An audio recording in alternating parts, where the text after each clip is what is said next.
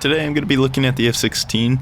I've put this video off for a very long time. You're going to figure out why. Primarily just going to be sharing my thoughts on the F-16 and how it's added to the game, what it means for War Thunder, and of course primarily why I don't like it. As I view this in my mini player, I am seeing some stuttering in these clips. I hope it's not going to show like that for you. If it is, I apologize. Firstly, before we get into the video, thank you Patreons. You guys are a huge support to me in the channel. And speaking of my channel, there is some pretty big updates coming. If you're interested in that, I have the community post linked first in the description down below. The F-16 was undoubtedly the plane I was most excited for with the new update. As you guys know, I was a big J7E fan.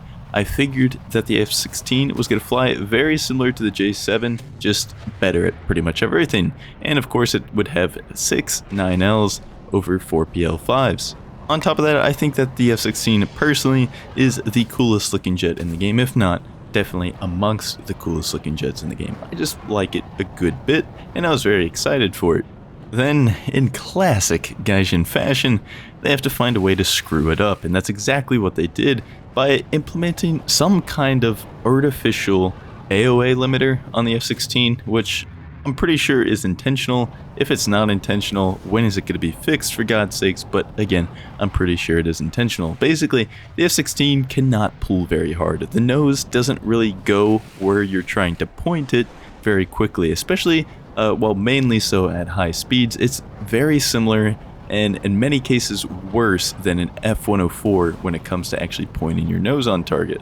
And this alone single-handedly trashes the plane for me. It just does not feel good, it does not feel fun to play, and it is the only plane in the game, at least modeled for aerialistic battle, that has some kind of feature like this. So basically, its powerful trait in real life, an advantage you might even say, is in War Thunder implemented in a way that actually negatively affects the plane compared to literally everything else in the game.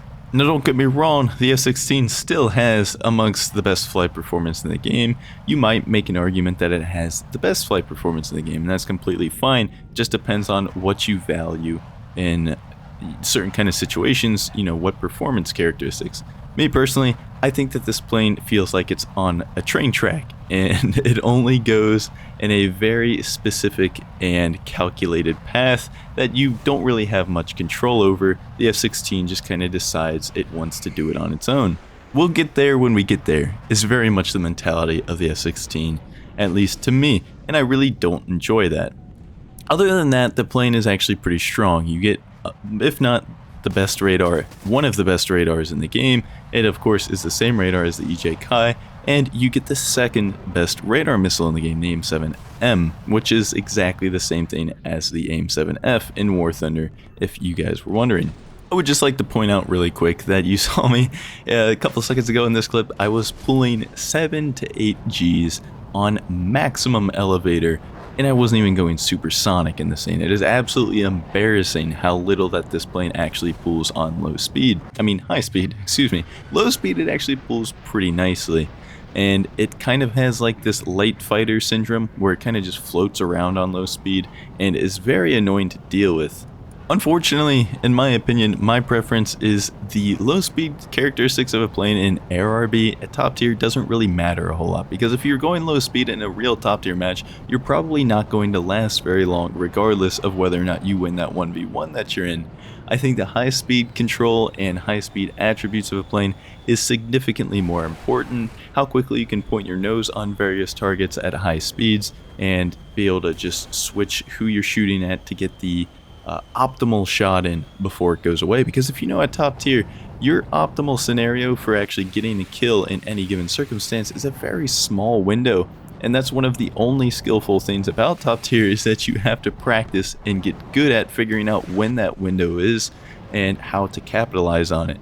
Unfortunately, if you're flying a plane that feels like it's on rails like the F-16 and the F-104 for example, you can't make those split-second decisions and game-changing plays really rapidly and deal with multiple people in a very quick succession, because the plane just simply doesn't point where you need it to go. And considering you don't have any HMD, your missiles have relatively small gimbal limits, you can't really do a whole lot as far as being multi-directional at any given time, if that makes sense.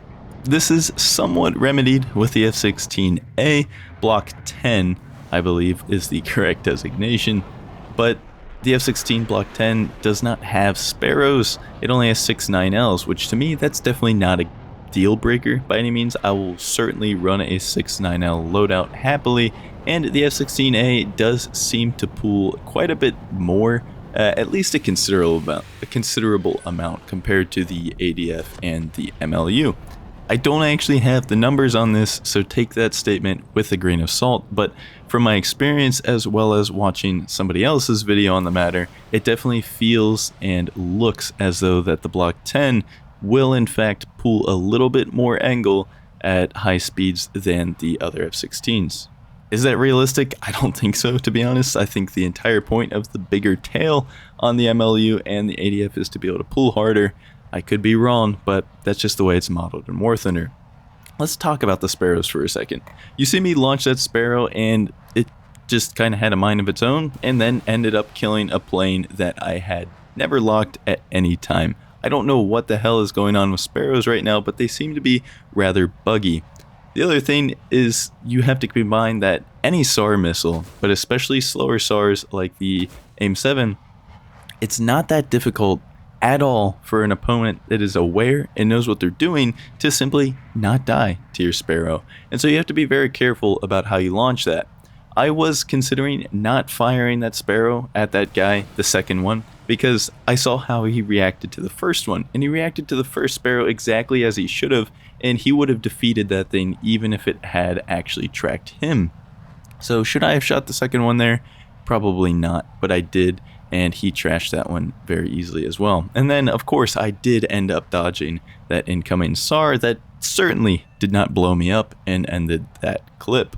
The AIM-7s are still going to be good at killing things like the MLs that you're going to find very, very commonly. They have absolutely know what they're doing most of the time. They'll fly straight at you, and it's honestly going to be a free kill. And in that case, being able to kill somebody from very far range is going to be rather helpful. But in most cases, or I shouldn't say in most cases, but in cases where you're fighting against an experienced player, your AIM-7 is not going to get you very far. And sometimes I just feel like having 9Ls just as often as I feel like having the Sparrows on this plane, and if that's the case, I will run the F-16A over the ADF or the MLU. Another example of what I'm talking about with the Sparrows, that guy, sure, I had a radar lock the entire time. Pretty impressive radar lock too, albeit. He was damn near notching. I think he really should have notched me right there, but he didn't. However, what he did do was pop countermeasures while he was flying and that kind of an aspect, and my missile didn't attract. It got fooled by the chaff. So sure, you can hold a lock very well in this plane compared to a lot of other planes, but holding the lock doesn't matter a whole lot if they just chaff and find their countermeasure key while they're doing it. SU-22 wants to go for a full commit head-on. I just hold down the trigger with my Vulcan because I have stealth on. He didn't seem to have any kind of plans of evading, and I knew that if I just held down the trigger long enough, eventually some of my rounds would meet the target. They do. We get a kill, and then I'm going to go for a little bit of a 180 on this MiG-23. I think he's missing a wingtip, but he's still flying. He's still slinging missiles. He has full control of his plane, and he could be going to RTB and land. So I don't think that the kill steal by any means. He definitely could go and save himself, as well as take down a friendly player in the process. We had a little interesting keyboard shot here, but the Vulcan fails us like usual when it comes to damage, and we have to finish him off with a missile. So those are my thoughts on the F-16. I wouldn't expect to see it very much more on my channel in the future, but here it is, and I hope you enjoy it.